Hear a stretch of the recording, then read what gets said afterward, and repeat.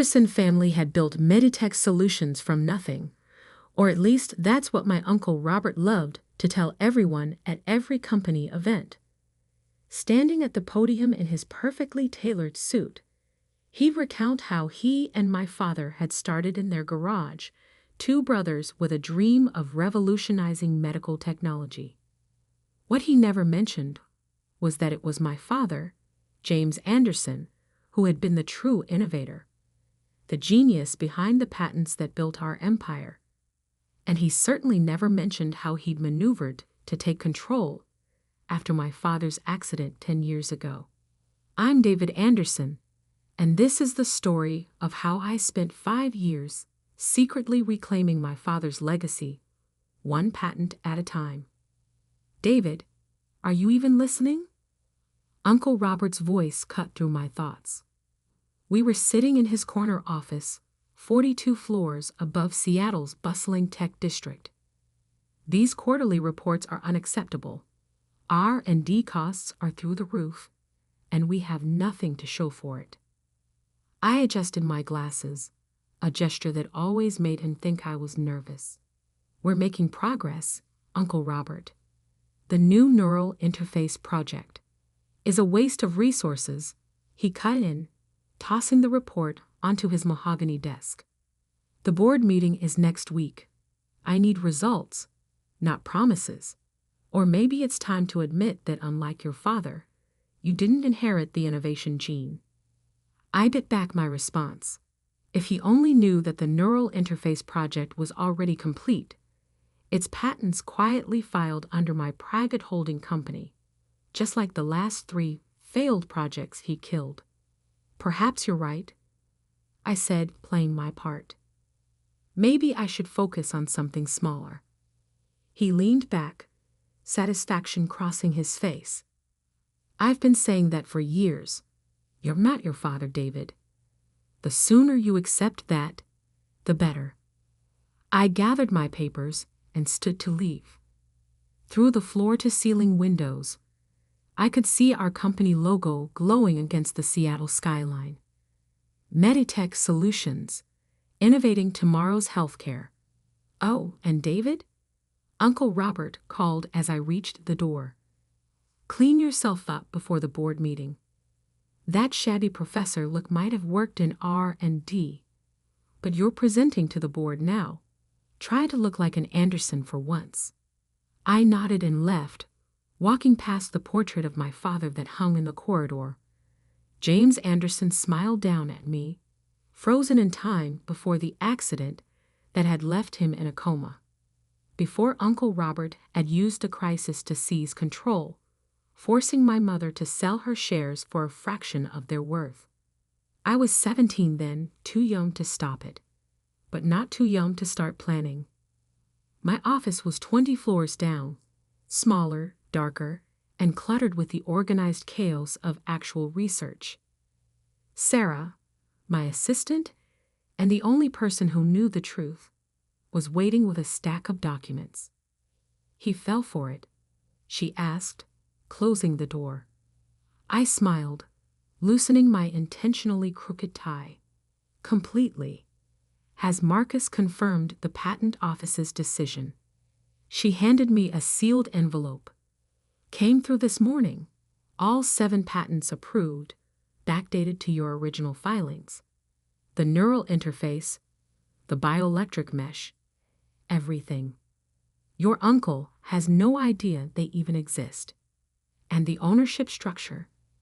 Triple-blind holding companies, just like the others. Even if they trace them, they'll never get through all the layers. She paused, watching me review the documents. David, are you sure about this? Once you reveal everything at the board meeting. I touched the photograph on my desk, my father and me in his lab, both of us grinning over some shared discovery. He tried to erase my father from his own company, Sarah. Used a family tragedy to steal everything we built. And now, he has the nerve to tell me I'm not good enough to be an Anderson? While you've secretly developed more groundbreaking patents in 5 years than the company has in the last 10, she finished. I know. Be careful. Men like your uncle don't lose gracefully. I locked the patents in my safe and turned to my computer, checking the special email account I used to communicate with my father's old friend, Judge William Morrison. The reply I'd been waiting for had finally arrived. Medical proxy transfer approved. You now have full legal authority regarding your father's care. Another piece falling into place. Uncle Robert had arranged for my father's care at a private facility, maintaining control over both his medical decisions and his remaining patents.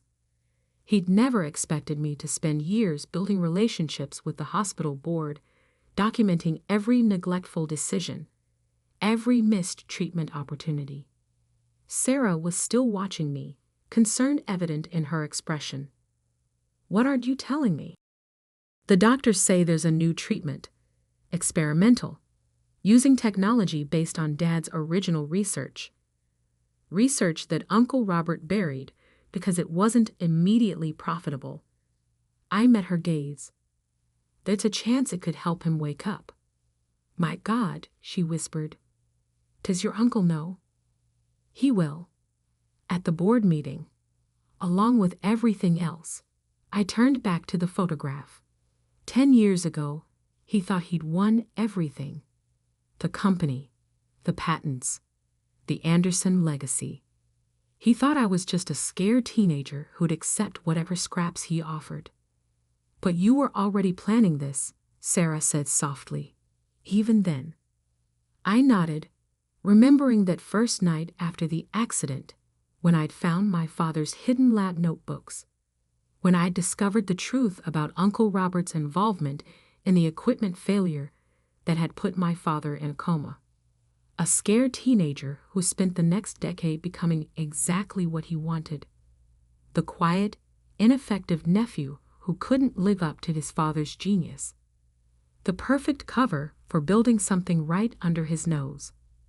My phone buzzed. A message from Uncle Robert's secretary. Mr. Anderson requests your preliminary presentation materials by 5 p.m. I smiled, thinking of the presentation I'd actually prepared.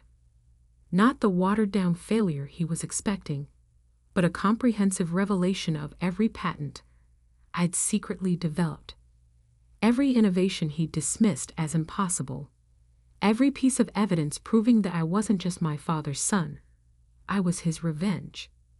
Sarah, I said, straightening my purposefully rumpled jacket, I think it's time we stopped playing the part of the incompetent division. Call Marcus at the patent office. Tell him to prepare everything we discussed. Next week's board meeting is going to be educational. She nodded, already reaching for her phone. And your uncle? I looked out at the Seattle skyline, at the company logo my father had designed. Let him enjoy his corner office for a few more days. After all, the best revenge isn't just about winning. It's about letting them see exactly how badly they've lost. The stage was set. The patents were secured. And in 7 days, Uncle Robert would learn that the nephew he dismissed as a failure had been building an arsenal of innovations that would reshape not just the company, but the entire medical technology industry, all while playing the role of the disappointment he created. Sometimes the greatest power lies not in fighting back, but in letting them think they've already won. And next week, when those patent documents appeared on the screen, Uncle Robert would finally understand just how completely he'd lost the war he didn't even know he was fighting. The week before the board meeting passed in a blur of careful preparation. Uncle Robert, confident in his control, had no idea that every dismissive comment, every condescending gesture, was being meticulously documented. Each interaction another nail in the coffin of his carefully constructed lies. Your presentation materials are a joke, he declared, tossing my intentionally flawed preliminary report across his desk. Basic research any first-year intern could produce. Is this really the best you can do? I adjusted my glasses nervously, a gesture I'd practiced until it became second nature. I can revise it. Don't bother. He turned to stare out his window at the Seattle skyline. I've already asked Dr. Phillips to prepare a backup presentation. At least he understands what real innovation looks like. Dr. Phillips, the same researcher who had helped Uncle Robert sabotage my father's lab equipment 10 years ago. I'd found the evidence in encrypted emails, carefully preserved on backup servers that Robert thought he'd wiped clean. Of course, I mumbled, gathering the scattered papers. Whatever you think is best. His voice stopped me at the door. You know, David, maybe it's time you considered a different career path. Your father, he'd understand. Not everyone inherits the genius gene. I turned, letting him see exactly what he expected. Defeat, resignation, the familiar shame of a son who couldn't measure up. Maybe you're right. Back in my office, Sarah was waiting with the real presentation materials. Everything's ready, she said, closing the door. Marcus confirmed that all patent registrations are now publicly searchable. The timing will be perfect. I unlocked my safe and pulled out a thick folder labeled Project Legacy. Every innovation I'd developed over the past 5 years, each one building on my father's original research. The neural interface that could revolutionize prosthetic limbs. The bioelectric mesh that could regenerate damaged nerve tissue. And most importantly, the therapeutic protocol that could help patients like my father emerge from long-term comas. The hospital board voted this morning, Sarah continued. They've approved the transfer of your father's care to the new facility. Everything's in place for the treatment to begin next week. I nodded, thinking of the private medical center I'd secretly helped fund, staffed by doctors who'd worked with my father before the accident. Has Uncle Robert noticed any of the preparations? He's too busy damage controlling the Milton contract situation. Sarah smirked. Apparently, their CEO was very upset to learn that their primary contact at Meditech has been developing revolutionary technology for a competing firm. That had been one of my more elegant moves, using a shell company to file patents that would directly compete with Uncle Robert's most lucrative contracts. The resulting stock volatility had the board nervous, making them more receptive to what I was about to reveal. David? Sarah's voice softened. There's something else you should see. She handed me a manila envelope. Inside was a police report from 10 years ago, the official investigation into my father's accident. Most of it I'd seen before, but one detail caught my eye. A witness statement that had been mysteriously deleted from the digital records. Where did you find this? Your father's old secretary finally agreed to talk. She kept a hard copy, afraid of what your uncle might do if he knew. Sarah pointed to a highlighted section. Read this part. The statement described unusual activity in the lab the night before the accident. Someone accessing the equipment after hours, making unauthorized modifications. The witness had reported it to Robert Anderson, who assured her he would handle it personally. The next day, my father was found unconscious in his lab, the victim of an unexplained equipment malfunction. We already knew he was responsible, I said quietly. Yes, but this is proof. Official documentation that he was warned about potential tampering and did nothing. Sarah met my gaze. This isn't just about patents anymore, David. This is criminal negligence at best, attempted murder at worst. I carefully resealed the envelope. Have copies sent to every board member's private email, timed to arrive during my presentation. The next few days passed in careful orchestration. I made sure to appear distracted and unprepared whenever Uncle Robert was watching. I fumbled equipment during demonstrations, stuttered through progress reports, played the part of the failing son so perfectly that he actually began to feel sorry for me. "I've been thinking," he said during our final pre-board meeting. "Maybe we could find you a position in corporate communications, something less technical." "That's very kind," I replied, letting my voice shake slightly. "But I'd like to try presenting my research first. One last time." He sighed paternally. "If you insist, just try not to embarrass yourself too badly, for your father's sake." The morning of the board meeting, I arrived early to find Sarah already in my office, practically vibrating with nervous energy. "Marcus called," she reported. "The patent office just published everything. Full documentation, complete ownership trails, all of it." She paused. "There's no going back after this." I walked to my window, looking down at the city awakening below. Somewhere out there, in a private medical facility, my father lay waiting for the treatment that could bring him back to us.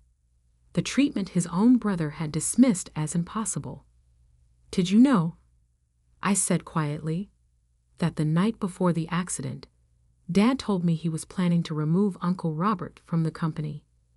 He discovered financial irregularities, unauthorized testing, ethical violations. He was going to present it all at the next board meeting." Sarah's eyes widened. "Just like you're doing today. History repeats itself." I turned back to my desk, beginning to gather the real presentation materials. But this time, the son finishes what the father started. My phone buzzed.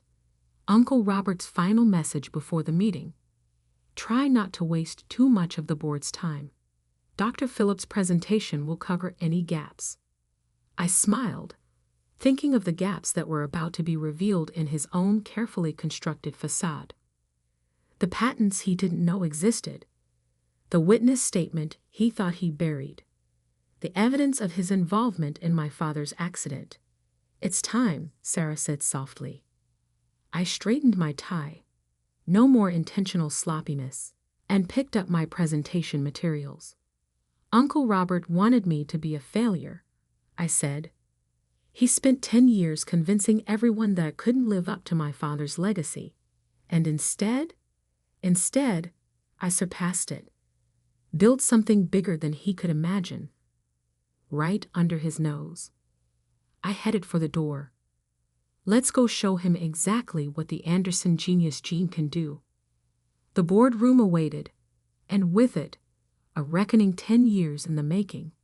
Uncle Robert thought he was about to witness my final failure. Instead, he was about to learn that sometimes the greatest innovations aren't just technological. Sometimes they're the careful, patient construction of a truth so powerful it can shatter a decade of lies with a single presentation. And I had one hell of a presentation ready. The Meditech Solutions boardroom gleamed with power and privilege. 15 board members seated around a massive mahogany table, each representing billions in investment capital. Uncle Robert sat at the head, naturally, with Dr. Phillips at his right hand. I could see them exchanging confident smiles, already anticipating my humiliation. If only they knew. "Let's begin," Uncle Robert announced, his voice carrying that familiar note of condescension. "David has prepared a presentation on his recent research activities. Try to be patient." A few board members chuckled politely. I stood, connecting my laptop to the room's display system. Sarah sat in the corner, recording everything as planned. "Thank you, Uncle Robert," I said, my voice steady. No more nervous adjustments of my glasses. No more practiced stumbling. I'd like to discuss the future of medical technology, specifically in neural interfaces and regenerative medicine. "We've been through this," Robert interrupted. "Your preliminary reports showed no viable." "Those weren't my real reports," I said quietly. The room went still. Those were what I wanted you to see. Just like you've spent 10 years seeing exactly what you wanted to see. A failure. A disappointment. A son who couldn't match his father's genius. I clicked to the first slide. Patent documents filled the screen. My name clearly listed as inventor. Then another, and another. 7 in total, each representing a breakthrough that could revolutionize modern medicine. What is this? Dr. Phillips demanded, shuffling through his papers. These patents aren't in our database. Because they don't belong to Meditech, I replied. They're registered to my private holdings. Every innovation you dismissed, every project you killed, I developed them independently, while playing the role you created for me. Uncle Robert's face had gone pale. This is corporate espionage, using company resources for private.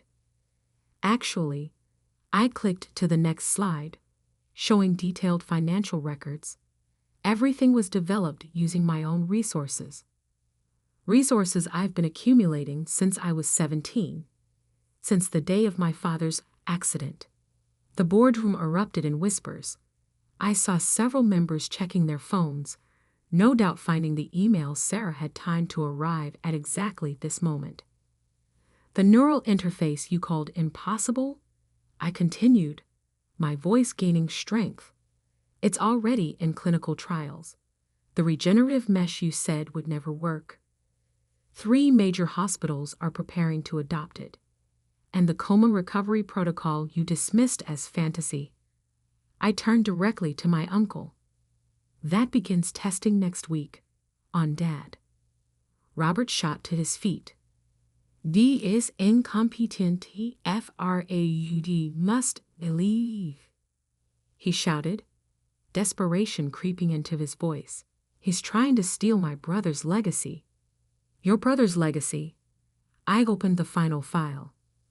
Let's talk about that legacy, Uncle Robert. Let's talk about what really happened in Dad's lab 10 years ago. The police report appeared on screen, the witness statement highlighted. Then the encrypted emails between Robert and Dr. Phillips discussing equipment modifications. Financial records showing money transferred to offshore accounts the day before the accident. You see, I addressed the board directly. My father was planning to remove his brother from the company. He discovered ethical violations, unauthorized testing, financial fraud. He was going to present it all at the next board meeting.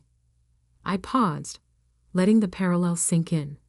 Sound familiar? Dr. Phillips suddenly stood, heading for the door, but 2 security guards, ones I'd personally hired, blocked his exit.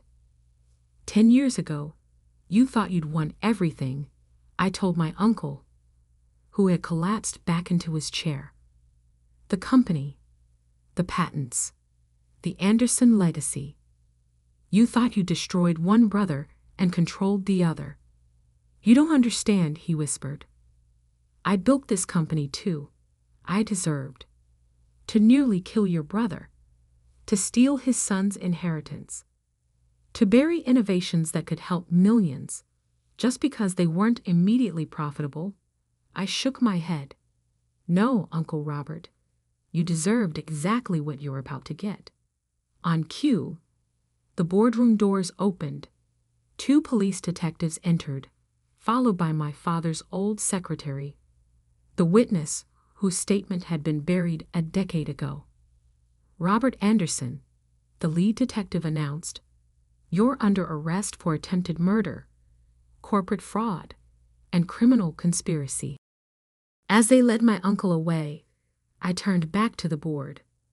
Ladies and gentlemen, you'll find complete documentation of everything I've presented today in your secure emails, along with my proposal for restructuring Meditech's leadership and implementing these new technologies. One by one they nodded. They were business people, after all. They knew a winning proposition when they saw one. The next few hours passed in a blur of signatures, handshakes, and congratulations. By sunset, I stood in my father's old office, my office now, watching the city lights come alive below. Sarah found me there, holding a fresh stack of papers. The hospital called. They're ready to begin your father's treatment whenever you give the word. I touched the photograph on the desk. Dad and me in his lab, both of us grinning. Schedule it for tomorrow. It's time to bring him home. The media's going crazy, she added. Everyone wants to know how the failed son managed to develop 7 groundbreaking patents while pretending to be incompetent. I smiled, thinking of all the roles we play in life. The failed son, the grieving nephew, the secret genius biding his time. Tell them the truth, I said. Tell them I learned from the best. My father taught me that true innovation isn't about appearance or power. It's about patience, dedication, and the quiet certainty that truth eventually prevails. Later that night, I visited Dad in his new medical facility. The doctors were optimistic about the treatment's potential. Even if he didn't fully recover, they expected him to regain consciousness, to finally learn how his son had protected and avenged his legacy. You were right, Dad, I whispered, holding his hand. The Anderson genius didn't skip a generation. It just learned to work in the shadows, waiting for the right moment to step into the light. In the end, the greatest revenge wasn't just reclaiming the patents or exposing Uncle Robert's crimes. It wasn't even about becoming CEO of the company he tried to steal. The greatest revenge was knowing that somewhere in a prison cell, my uncle was finally understanding the truth. He'd spent 10 years mentoring his own destruction, teaching me exactly how to play the role of the failure while building something far greater than he could imagine. And that was the most innovative thing of all, because sometimes the quietest revolutions are the ones that change everything. Sometimes the greatest power lies not in what you show the world, but in what you keep hidden until exactly the right moment. Just ask Uncle Robert. He has plenty of time to think about it now. As for me, I have a company to run, technologies to develop,